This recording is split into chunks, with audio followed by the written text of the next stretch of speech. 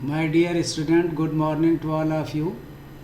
Kind-hearted warm welcome to chemistry video lecture series by Carbon Classes Lucknow.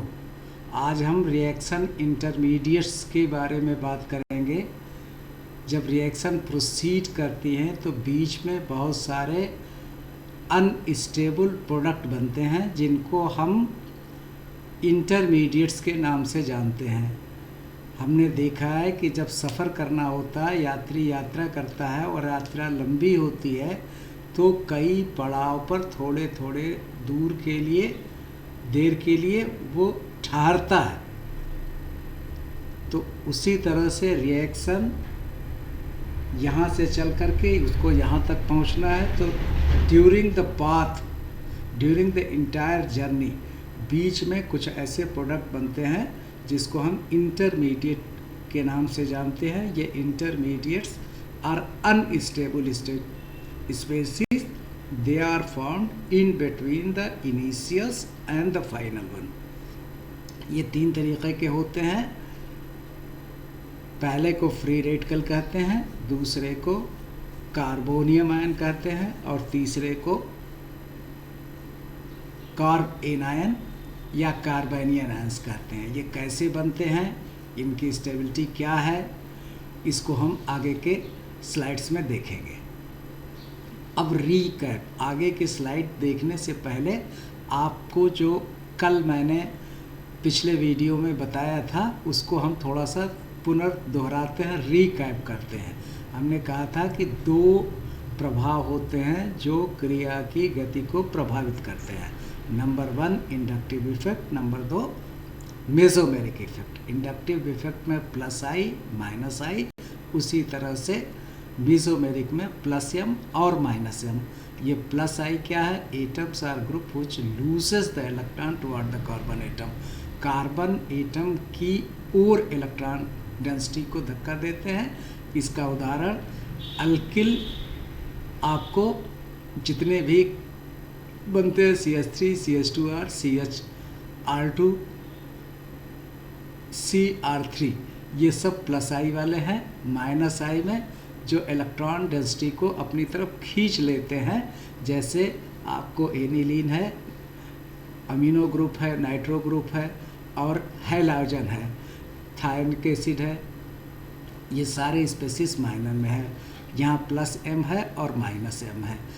हम आगे की परिचर्चा और आगे बढ़ाएं, आपसे हम अनुरोध करते हैं कि ये दो दिया है, प्रैक्टिस के लिए थोड़ा थोड़ा सा हम क्वेश्चन आपको देंगे जिससे आपकी ऑर्गेनिक केमिस्ट्री मजबूत हो। काम आपका, आप करें न करें, ये आपके कितना काम करते हैं, कितना निर्देशों का अनुपालन करते हैं, उससे आपका डिसाइड होगा ऑर्गेनिक केमिस्ट्री का भविष्य की कितना आप जागरूक हैं, कितना पढ़ना चाहते हैं। मेसोमेरिक इफेक्ट को हमने डील करते वक्त प्लस एम और माइनस एम, प्लस एम में हमने एनिलीन का जो है उदाहरण पेश किया था और नाइट्रोबेंजीन जो है माइनस एम के लिए किया था। दिस विड्रास, यहाँ पर oxygen is more negative as compare to the nitrogen, pi electrons are shifted toward the oxygen atom, और यहाँ से फिर बेंजीन रिंग से पाई बॉन्ड यहाँ पर जाएगा। तो ये जो है आपको जो इस ग्रुप में आ जाएगा आपको माइनस एम में। ये इलेक्ट्रॉन डेंसिटी को अपनी तरफ खींच रहा है। जब बेंजीन रिंग से अटैच्ड एटम और उससे अटैच अगला एटम ज़्यादा इलेक्ट्रोनेगेटिव है, ऑक्सीजन नाइट्रोजन से ज़्यादा इलेक्ट्रोनेगेटिव है, इसलिए ओवरऑल क्या होगा कि इलेक्ट्रॉन डेंसिटी इस बेंजीन रिंग से खिंचती चली जाएगी और यहाँ पर पॉजिटिव चार्ज पहले यहाँ बनेगा, फिर यहाँ बनेगा, फिर यहाँ बनेगा। उसी तरह से प्लस एम में जैसे एनिलीन है, आपको ये एनिलीन का स्ट्रक्चर, यहाँ पर लोन पेयर ऑफ इलेक्ट्रॉन है, ये जो है खींचने के बजाय ये यहाँ पर आएगा और ये तो negative charge will travel through out the benzene ring. यहाँ पर positive charge will travel through out the ring, यहाँ पर negative charge will spread over the ring. तो जब इन दोनों की प्रैक्टिस करेंगे तो आपकी ऑर्गेनिक केमिस्ट्री मजबूत होगी जो है। और higher the number of resonance structure, जितने स्ट्रक्चर्स बनते हैं उनको हम रेजोनेंस स्ट्रक्चर कहते हैं। Higher the number of resonance structure, higher is the stability, क्योंकि इलेक्ट्रॉन के ट्रांजिशन में from one place to another place some work is being done. अब इस वर्क में जब किया जाएगा, काम होगा, तो एनर्जी व्यय होगी, खर्च होगी, स्पेंड होगी। तो overall energy of the molecule will decrease and lower the energy, higher is the stability. This is the fundamental rule of the science. Suppose this is the ground level and one species is here, this much is the energy gap, and suppose further energy is given, this excited resistance 1 to move to excited resistance 2, further gap बढ़ गया। तो अब जब energy gap ज़्यादा हो गई तो यहाँ वाली स्पेसीज ज़्यादा अनस्टेबल होगी as compare to this much species, और फिर उसके बाद ग्राउंड स्टेज में मोस्ट स्टेबल हो जाएगी। तो while the movement of electron takes place, this takes place on account of the energy, जो उसमें निहित ऊर्जा है, उसी संचित और निहित ऊर्जा से ऊर्जा व्यय होगी। इसलिए इलेक्ट्रॉन मॉलिक्यूल की एनर्जी ओवरऑल घटेगी और घटती जाएगी तो स्टेबिलिटी बढ़ती चली जाएगी।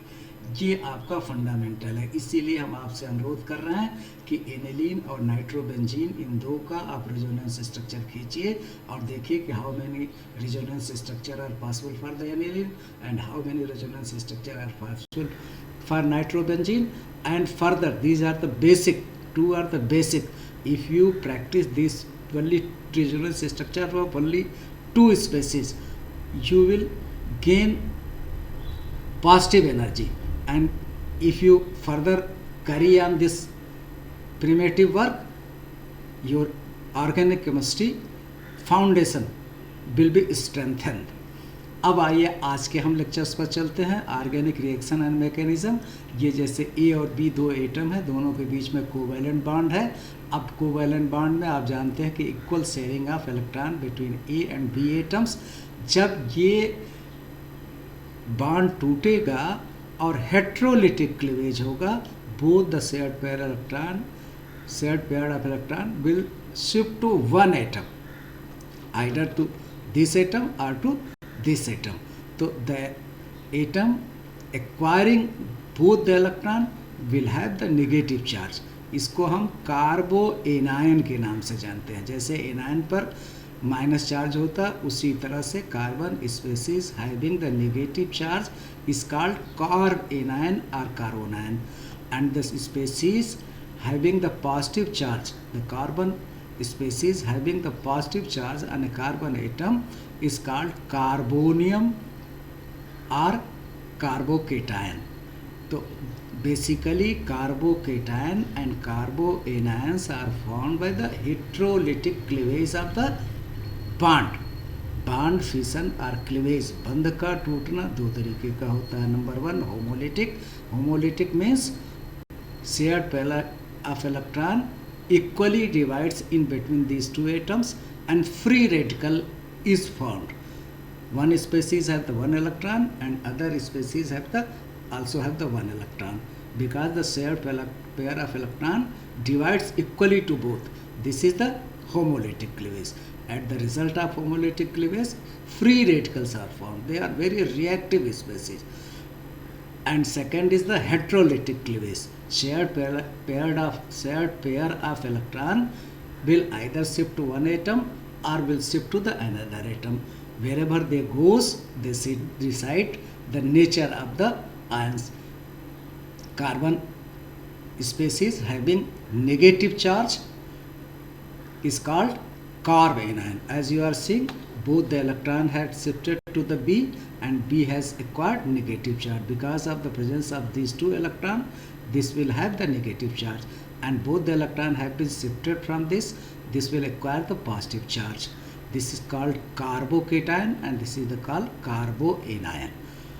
अब later on we will move to the next. अब ये जो है रिएक्शन इंटरमीडिएट जो हमने बताया था, ये आपको कार्बोकेटायन है, ये आपका कार्बन एटम है, this is attached on either side with the hydrogen or the alkyl group, and there is a heterolytic cleavage. As a result of the heterolytic cleavage, this carbon has acquired positive, complete positive charge. This species will be called as carbocation.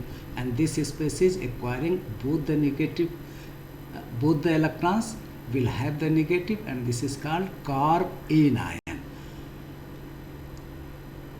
Come to the next. अब जो है अगर आपसे पूछा जाए कि out of propyl carbonium and the benzyl carbonium ion, which one is more stable? I am giving the example of two carb cation. Number one, propyl cation or propyl carbonium ion. This is the propylene, and one hydrogen had been detached. That's why this has acquired positive charge. अब यहाँ पर जो है pi electron shift हो रहा है, ये जो है मेसोमेरिक इफेक्ट है. As I already told, shifting of the pi electron is mesomeric and that pulling of the electron density in the sigma bond, तो वहाँ पर इंडक्टिव इफेक्ट होता है. यहाँ मेसोमेरिक इफेक्ट है, तो पहला रेजोनेंस स्ट्रक्चर ये है और दूसरा रेजोनेंस स्ट्रक्चर ये है. When the electron density pi electrons shift from this to this will acquire the positive, and here will be formation of double bond as you are seeing in this picture. This is the propyl carbonium ion, and only two structures are possible. And see the next, benzyl carbonium ion. This is the benzyl carbonium ion. Benzyl C6H5 CH3 से एक electron, एक hydrogen निकल गया, तो benzyl carbonium ion है. अब यहाँ पर देखिए मेसोमेरिक इफेक्ट काम कर रहा है. यहाँ से electron density, let me take the pointer so that it be more clear. यहाँ से इलेक्ट्रॉन डेंसिटी यहाँ शिफ्ट हो रही है, तो आपको जो है यहाँ पर पॉजिटिव चार्ज डेवलप हो जाएगा. एंड सिमिलरली यहाँ से जो है पाई इलेक्ट्रॉन शिफ्ट होगा, यहाँ से पाई इलेक्ट्रॉन शिफ्ट होगा. This positive charge will travel throughout the benzene ring, and there are four resonance structure, number 1, number 2 or number 3 and number 4. So because the number of resonance structure in the carbonium benzyl carbonium ion is 4, that's why this is more stable as compared to the allyl carbonium. This is the example of allyl carbonium ion, where there are only two resonance structure. How many resonance structure? There are only two resonance structure. And how many resonance structure are here? There are 4 resonance structure. This will be most stable and this will be least stable या less stable, whatever you called. अगर 2 है तो इसको less कहेंगे, इसको more कहेंगे. तो प्रिय छात्र, higher the number of resonance structure, higher is the stability. That's why benzyl carbonium ion having 4 resonance structure is more stable as compared to the allyl carbonium ion, which has only 2 resonance structure. That's why I am emphasizing that please practice the resonance structure on the notebook. Then and there organic chemistry बोलने में आसान होती है, लेकिन जब तक writing makes a man perfect, जितना ही आप प्रैक्टिस करेंगे नोटबुक पर उतना ही आपके लिए फ़ायदेमंद होगा, लाभकारी होगा. आइए हम आगे की तरफ देखते हैं. अब ये जो है अल्किल कार्बोनियम आयन की स्टेबिलिटी क्या होती है. अब यहाँ पर देखिए, this is the tertiary. Tertiary क्या क्या हमने कहा था, जब this central carbon atom is attached on either side by 3 different carbon. यहाँ से भी कार्बन होगा CH3, यहाँ से भी कार्बन होगा, यहाँ से भी कार्बन होगा.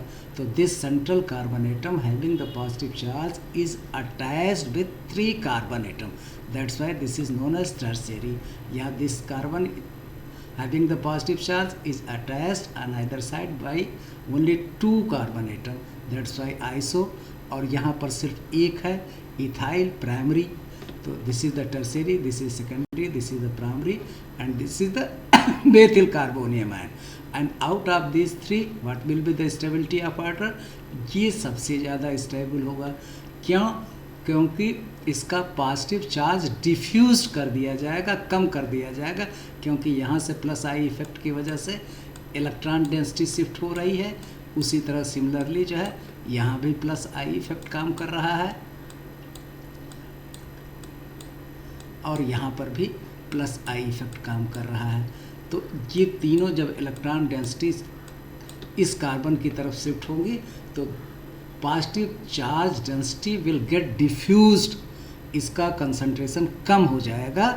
अब जब defusal of charges makes an species more stable, that's why tertiary is more stable, followed by secondary, followed by primary and methyl carbonium। इसीलिए देखिए ये एरो दिखाया गया कि increasing stability, in stability increases from this to this, that's why tertiary butyl carbonium ion, because of the plus I effect of 3 alkyl group is most stable as compared to the other species। धन्यवाद। आप इसको कोशिश कीजिए, प्रयास कीजिए, structures को खींचिए, बार बार practice करिए। This will strengthen your foundation. Organic chemistry की बुनियाद मजबूत होगी। बिल्डिंग की बुनियाद, फाउंडेशन जितना मजबूत होता है, you can have high rise building, you can let down high rise building and that strengthen the foundation. अगर बुनियाद कमज़ोर हो जाएगी तो फिर आगे का काम दुश्वार हो जाएगा, कठिन हो जाएगा, बार बार आप कंफ्यूज करेंगे। इसलिए please follow my instruction and try to practice the organic chemistry by writing again and again and again on the piece of paper. This will makes perfection to you. Please like, share and subscribe. धन्यवाद।